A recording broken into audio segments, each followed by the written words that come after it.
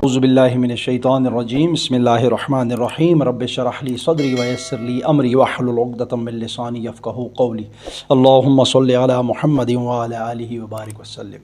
سورہ یوسف پہنچ چکے ہیں، سورہ یوسف تک۔ سورہ یوسف قرآن مجید کی 12ویں نمبر کی صورت ہے جو مکی دور میں آپ صلی اللہ علیہ وسلم پر نازل ہوئی ہے۔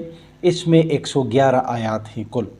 یہ ایک مکمل اور مربوط قصہ پیش کرتی ہے جو حضرت یوسف علیہ السلام کی زندگی، ان کی آزمائشوں، اللہ کی حکمت اور صبر و استقامت کے نتیجے میں کامیابی کو بیان کرتی ہیں۔ یعنی نام سے ظاہر ہے کہ حضرت یوسف علیہ السلام بڑا مشہور قصہ ہے حضرت یوسف علیہ السلام کا، اس کے بارے میں، یعنی یوسف علیہ السلام کے نام پر اس صورت کو رکھا گیا ہے۔ اب دیکھیں گے کہ وہ کیا چیز ہے کہ یوسف علیہ السلام کی زندگی، ان کی جو مختلف قسم کی جو آزمائشیں آئی تھیں ان پہ بچپن سے، اور اس میں اللہ کی حکمت کیا تھی، پھر حضرت یوسف علیہ السلام کا جو صبر اور استقامت تھا اس کے نتیجے میں کیا کامیابی ملی، اور اس میں ہمارے لیے مسلمانوں کے لیے بلکہ ساری انسانیت کے لیے سبق کیا ہے۔ سورہ یوسف، اس کا خلاصہ یہ ہے، سورہ یوسف کا مرکزی موضوع حضرت یوسف علیہ السلام کی زندگی کی کہانی ہے جو ان کے بچپن سے شروع ہو کر بادشاہت تک پہنچنے کے سفر پر مشتمل ہے۔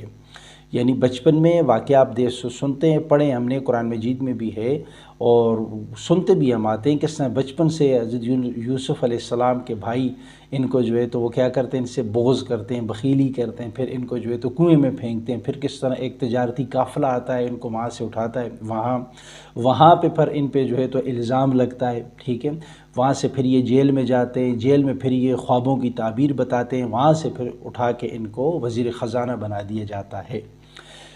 اچھا جی، اس کے اہم مضامین خواب اور اس کی تعبیر، یعنی حضرت یوسف علیہ السلام، یہ بچپن کا خواب ہے، ٹھیک ہے، جو بچپن میں جو خواب دیکھتے ہیں، حضرت یوسف علیہ السلام نے بچپن میں خواب دیکھا کہ سورج، چاند اور 11 ستارے انہیں سجدہ کر رہے ہیں۔ ان کے والد حضرت یعقوب علیہ السلام نے اس خواب کو بڑی اہمیت دی اور انہیں اسے اپنے بھائیوں سے چھپانے کی نصیحت کی۔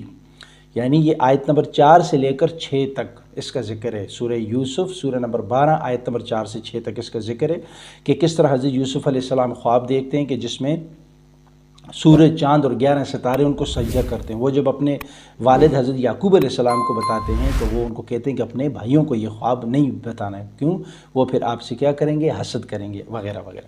نمبر 2، بھائیوں کا حسد اور سازش۔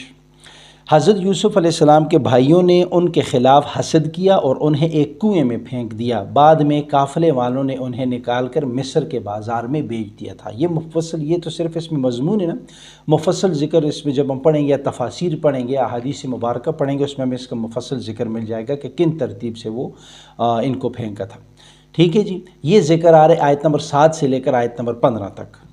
نمبر 3، عزیز مصر کے گھر میں آزمائش۔ یہ وہ پوائنٹ تھا کہ جہاں سے ان کو پھر جیل میں ڈالا گیا تھا، پھر جیل سے ان کو بادشاہ تک کا سفر تھا۔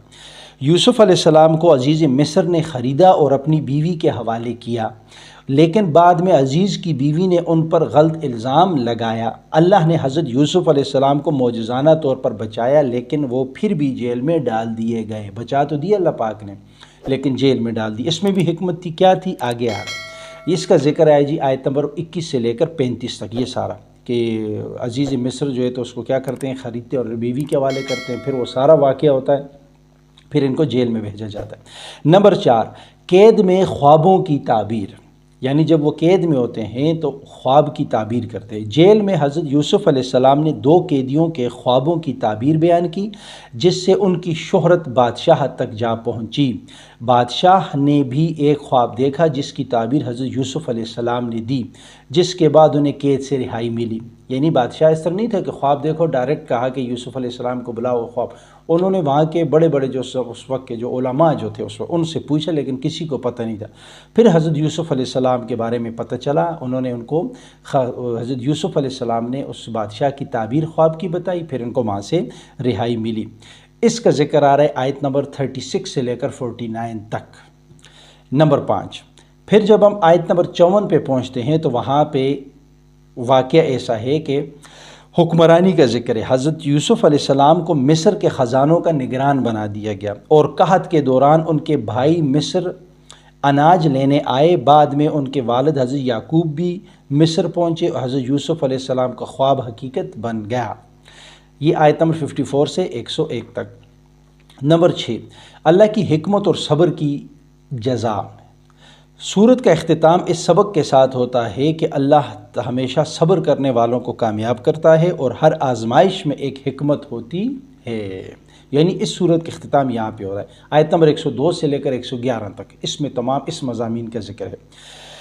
نتیجہ اس کا یہ نکلتا ہے یا خلاصہ ہمارے پاس یہ ہے کہ سورہ یوسف ہمیں سکھاتی ہے کہ مشکلات میں صبر کرنا، اللہ پر بھروسہ رکھنا اور دیانتداری کے ساتھ زندگی گزارنا کامیابی کی کلید ہے، یعنی کامیابی کی کنجی ہے۔ کہ کون کون سی باتیں جی؟ مشکلات میں صبر کرنا، اللہ پر بھروسہ اور دیانتداری کے ساتھ اپنی زندگی گزارنا۔